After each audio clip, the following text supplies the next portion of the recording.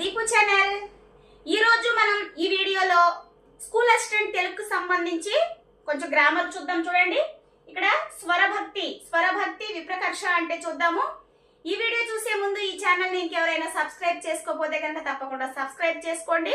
Video చివరి వరకు చూసి తప్పకుండా లైక్ చేయండి. మనం ఇక్కడ గ్రామర్ కనుక చూసినట్లయితే స్వరభక్తి అంటే ఏంటి? ఫస్ట్ అసలు స్వరభక్తి అంటే దీన్ని విప్రకర్ష అని కూడా అంటారు.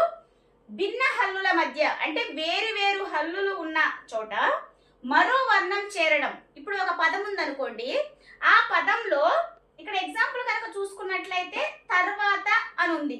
తర్వాత అన్నప్పుడు మనం దీనిని వేరే విధంగా రాసినప్పుడు తరువాత అని కూడా అంటాం.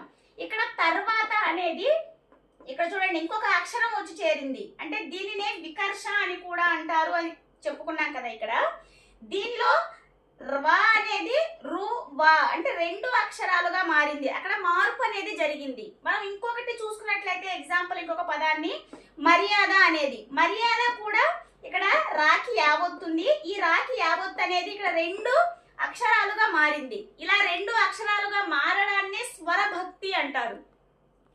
నెక్స్ట్ చూసుకుంటే వర్ణ వ్యత్యయం. వర్ణ వ్యత్యయం అన్నప్పుడు ఇక్కడ ఉచ్చారణ వేగం వల్ల మనం ఒక్కొక్కసారి ఏదైనా స్పీడ్ గా మాట్లాడుతున్నప్పుడు మనకు తెలియకుండానే ఉచ్చారణ లోపం అంటే పదాలు తడబడడం, ఇక్కడ అజ్ఞానం వల్ల కానీ తడబాటు వల్ల కానీ తొట్టుపాటు వల్ల కానీ మనం ఏం చేస్తామంటే స్పీడ్ గా మాట్లాడతాం. అలా మాట్లాడేటప్పుడు ఒక పదాన్ని ఇంకో పదంలో పలుకుతాము.